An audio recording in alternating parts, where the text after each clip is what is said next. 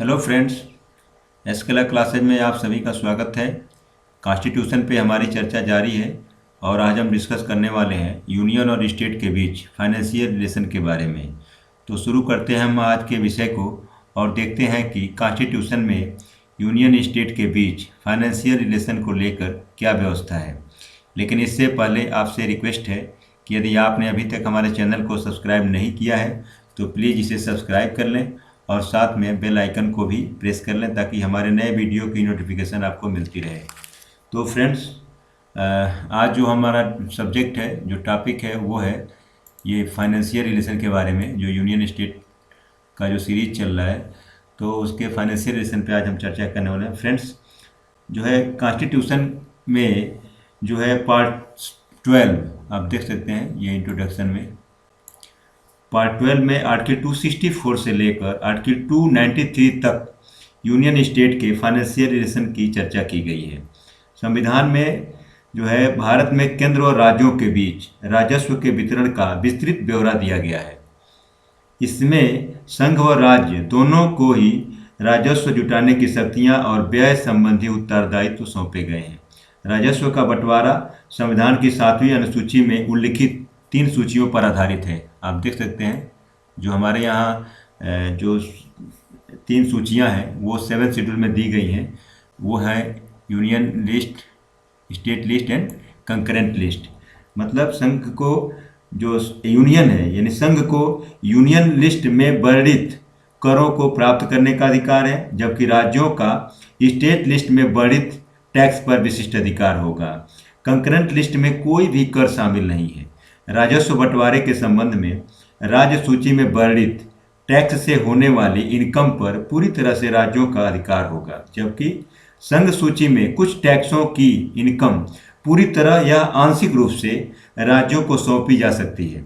भारतीय संविधान में यह विभाजन 1935 के एक्ट में किए गए विभाजन पर आधारित है। हमारे कॉन्स्टिट्यूशन जो मेकर थे उन लोगों का यह मत था कि यूनियन और स्टेट के फाइनेंशियल रिलेशन लचीले हों और बदलती हुई परिस्थितियों तथा आवश्यकताओं के अनुरूप रहें। फ्रेंड्स, अब हम यूनियन स्टेट के फाइनेंशियल रिलेशन के संदर्भ में जो है जो कुछ प्रमुख जो कॉन्स्टिट्यूशनल प्रोविज़न है उस पर हम चर्चा करेंगे। आप देख सकते हैं जो हमारे कॉन्स्टिट्यूशनल प्रोविज़न कौन कौन है। तो इस कड़ी में सबसे पहले हम देखेंगे आर्टिकल 265 को। आर्टिकल 265 पर चर्चा करेंगे। इसमें यह कहा गया है कि कोई भी कर विधि के प्राधिकार से ही अधिरोपित या संग्रहित किया जा सकता है, अन्यथा नहीं। इसका तात्पर्य यह हुआ कि विधि के प्राधिकार के बिना कोई भी कर नहीं लगाया जा सकता, अर्थात किसी एग्जीक्यूटिव ऑर्डर के द्वारा कोई भी टैक्स इम्पोज नहीं किया जा सकता। अगर कोई टैक्स आर्टिकल 14 में निहित राइट टू इक्वलिटी का अतिक्रमण करता है तो वह वाइड होगा। लेकिन आर्टिकल 265 में जो रिस्ट्रिक्शन है वो टैक्स को लेकर है, न कि फी को। टैक्स और फी में अंतर होता है। आप देख सकते हैं हमने लिख भी दिया है ये टैक्स और फी के बारे में। टैक्स किसी विशिष्ट सेवा के बदले किया गया भुगतान नहीं है, जबकि फी अर्थात शुल्क किसी विशिष्ट सेवा के लिए प्रदान किया जाता है। आर्टिकल 266 को हम देखेंगे। आर्टिकल 266 जो है उसमें कंसोलिडेटेड फंड अर्थात भारत के संचित निधि से संबंधित प्रावधान दिया गया है। यह भारत सरकार को जो प्राप्त राजस्वों की निधि है या जो कहें ये फंड है, कंसोलिडेटेड फंड में से कोई भी धनराशि संसद द्वारा विधेयक पारित किए जाने के पश्चात ही निकाली जा सकती है। इस कड़ी में आप देखेंगे। अब हम आर्टिकल 268 को देखेंगे। आर्टिकल 268 ऐसे शुल्क के बारे में प्रोविजन बताता है। आप देख सकते हैं लिखा है कि duty levied by the union but collected and appropriated by the state just like stamp duty. तो आर्टिकल 268 क्या कहता है कि ऐसे शुल्क के बारे में प्रोविजन बताता है जो यूनियन के द्वारा अधिरोपित किए जाते हैं लेकिन स्टेट के द्वारा संग्रहित यानी कलेक्ट किए जाते हैं, जैसे कि स्टैंप शुल्क। यहाँ हमने मेंशन कर दिया है।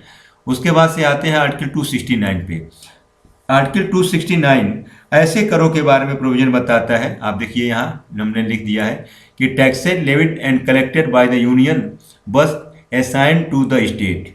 मतलब कि ये जो आर्टिकल 269 है ऐसे करों के बारे में बताता है जो यूनियन के द्वारा लगाए जाएंगे और उन्हीं के द्वारा कलेक्ट भी किए जाएंगे, लेकिन राज्यों को सौंप दिए जाएंगे। जैसे कि माल के खरीदने या बेचने पर जो कर लगाया जाता है उसको, यानी माल के खरीदने या बेचने पर लगाया गया कर। अब आर्टिकल 217 की बात करते हैं। आर्टिकल 270 ऐसे करों व शुल्कों के बारे में प्रोविजन बताता है। देखिए लिखा है कि tax levied and distributed between the union and the states, यानी 270 ऐसे करों व शुल्कों के बारे में प्रोविजन बताता है जो आर्टिकल 268 व 269 से जो टैक्स और क्या कहते हैं फी दिए गए हैं उससे डिफरेंट है, उससे भिन्न है। ऐसे कर व शुल्क संघ के द्वारा यानी यूनियन के द्वारा लगाए व वसूले जाएंगे, लेकिन संघ व राज्यों में वितरित किए जाएंगे। कहने का मतलब ये कि ये 270 में जिसकी बात की गई है, जिस टैक्स की बात की गई है, तो वो ऐसे टैक्स हैं जो यूनियन के द्वारा जो क्या हो जाएंगे, लगाए जाएंगे, वसूले जाएंगे, लेकिन उनका डिस्ट्रीब्यूशन क्या होगा, यूनियन और स्टेट दोनों में हो जाएगा। फ्रेंड्स, अब हम जो है जीएसटी पर चर्चा करना चाहेंगे। आप देख सकते हैं जीएसटी पर चर्चा करना चाहेंगे, जिसके बारे में प्रोविजन जो है article 246A, article 269A, article 279A, article 286, आप देख सकते हैं, एंड आर्टिकल 366। ये इतने आर्टिकल में जो है जीएसटी से रिलेटेड प्रोविजन बताए गए हैं। तो अब एक एक करके हम इसको बारे में जानना है कि आर्टिकल 269A और ये जो सारे आर्टिकल हैं इनमें कौन सा आर्टिकल क्या बताता है। मित्रों, पहले तो आप जान लीजिए कि गुड्स एंड सर्विसेज टैक्स यानी जीएसटी क्या है, कब आया। तो गुड्स एंड सर्विसेज टैक्स अर्थात माल और सेवा कर, जिसे जीएसटी के नाम से बोला जाता है, वास्तव में एक अप्रत्यक्ष कर प्रणाली के क्षेत्र में भारत का सबसे बड़ा टैक्स रिफॉर्म है। सबसे बड़ा ये कर सुधार है। यह केंद्र व राज्य दोनों को एक साथ कर वसूलने की शक्ति प्रदान करता है। माल और सेवा कर से संबंधित सभी मुद्दों के समाधान के लिए 19 दिसंबर 2014 को लोकसभा में 122वां संशोधन विधेयक पेश किया गया था। आप देख सकते हैं लोकसभा में 122वां संशोधन विधेयक पेश किया गया था, जो 2016 में 101वें संशोधन अधिनियम के रूप में अस्तित्व में आया। आप ये देखिए 2016 में 101वें संविधान संशोधन अधिनियम के रूप में अस्तित्व में आया। इस संशोधन ने संघ सरकार को यानी यूनियन को माल की खपत पर कर लगाने का अधिकार दिया और राज्यों को सेवाओं के उपयोग पर कर लगाने की अनुमति दी। आर्टिकल 246 क्या कहता है कि जो जीएसटी के लिए स्पेशल प्रोविजन बनाने की बात करता है। वहीं आर्टिकल 269A जो है इंटर स्टेट सप्लाई पर कर लगाने व वसूलने के बारे में प्रोविजन बताता है। आर्टिकल 279A जो है ये एक जीएसटी काउंसिल को इस्टेब्लिश करने के बारे में बताता है। जीएसटी काउंसिल के कॉन्स्टिट्यूशन के बारे में बताता है कि जीएसटी काउंसिल कैसे गठित होगा, कैसे उसका क्या प्रोसीजरिंग होगा या क्या प्रोसीजर होगा, इसके बारे में जो कुछ भी है वो 279A में बताया गया है। जबकि आर्टिकल 286 जो है वो क्या बताता है कि ये restriction on state taxing power, इस पे यानी जो है राज्य सरकार की कर लगाने की जो शक्ति है उस पर निर्बंधन लगाने के बारे में बताता है। इसके जो ये आर्टिकल 286 है, इसके अनुसार 3 तरह के रिस्ट्रिक्शन लगाए जाते हैं। हमने मेंशन कर दिया है 3 तरह के रिस्ट्रिक्शन लगाए जाते हैं। 3 तरह के रिस्ट्रिक्शन कौन कौन होते हैं? तो सबसे पहला रिस्ट्रिक्शन ये होता है कि सेल और purchase of goods which takes place outside the states, यानी राज्य के बाहर वस्तुओं के क्रय विक्रय पर राज्य कर नहीं लगा सकता। पहला रिस्ट्रिक्शन तो ये होता है। दूसरा जो रिस्ट्रिक्शन है वो क्या है कि सेल और purchase of goods in the course of import and export, यानी आयात निर्यात के दौरान क्रय या विक्रय पर राज्य द्वारा कर नहीं लगाया जा सकता। इस कड़ी में जो तीसरा रिस्ट्रिक्शन है वो है कि state not to impose a tax on the supply of goods और services where it takes place outside the state, यानी कोई भी राज्य अंतर्राज्यिक व्यापार या वाणिज्य के दौरान वस्तुओं के क्रय या विक्रय पर कर नहीं लगा सकता। तो मित्रों, ये आर्टिकल 286 में जो ये 3 रिस्ट्रिक्शन बताए गए हैं और इसको हमने बता दिया। जो है फ्रेंड्स, अब यूनियन स्टेट के फाइनेंशियल रिलेशन से रिलेटेड जो सबसे आखिरी इंपॉर्टेंट चीज है वो है फाइनेंस कमीशन अर्थात वित्त आयोग। इसके बारे में प्रोविजन जो है वो आर्टिकल 280 वो आर्टिकल 281 आप देख सकते हैं। आर्टिकल 280 और 281 में बताया गया है। आर्टिकल 280 यह प्रोविजन बताता है कि राष्ट्रपति इस कॉन्स्टिट्यूशन के लागू होने से 2 वर्ष के भीतर और तत्पश्चात प्रत्येक 5 वर्ष की समाप्ति पर या उससे पहले किसी समय जिसे यह आवश्यक समझें एक वित्त आयोग गठित करेगा, मतलब एक फाइनेंस कमीशन गठित करेगा। आयोग में एक अध्यक्ष आप देख सकते हैं, एक हमने लिख दिया है। आयोग में एक अध्यक्ष और 4 सदस्य होंगे। सदस्यों की क्या योग्यता होगी यह निर्धारित करने का काम पार्लियामेंट को सौंपा गया है। ठीक है। भारतीय वित्त आयोग की स्थापना 1951 में की गई थी।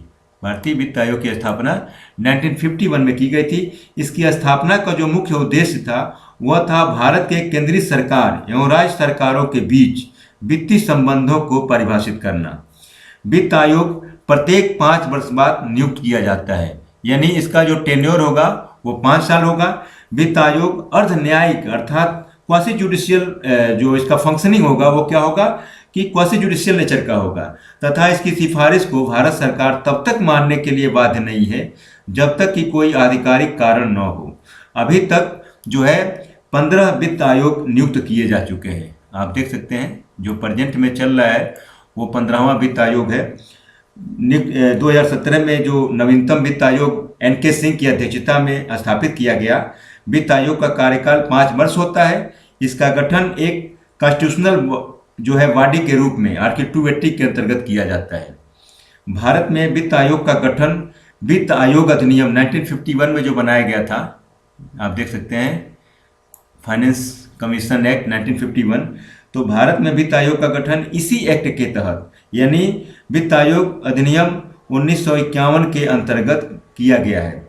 1993 से भारत के सभी राज्यों में राज्य वित्त आयोग की स्थापना की व्यवस्था कर दी गई है, जिसका उद्देश्य आप देख सकते हैं हमने मेंशन कर दिया है।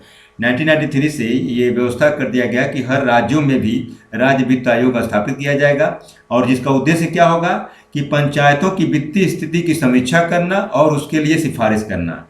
वित्त आयोग का जो प्रमुख कार्य है वो क्या है कि संघ और राज्य के बीच टैक्स से होने वाले आगम का वितरण करना और इसके अलावा जो भारत के जो कंसोलिडेटेड फंड है उससे राज्यों को सहायता अनुदान निर्धारित करने वाले सिद्धांतों के बारे में सिफारिश करता है। कौन? वित्त आयोग।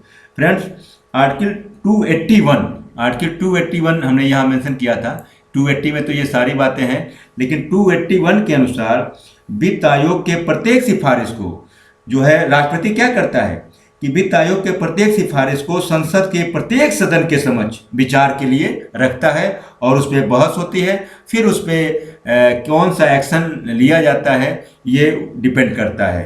तो आज के वीडियो में बस इतना ही। अपने अगले वीडियो में हम जो है राइट टू प्रॉपर्टी यानी संपत्ति के अधिकार पर डिस्कस करेंगे। फ्रेंड्स, आपको ये वीडियो कैसा लगा कमेंट करके ज़रूर बताइएगा और अगर पसंद आया हो तो लाइक, सब्सक्राइब व शेयर ज़रूर कीजिएगा।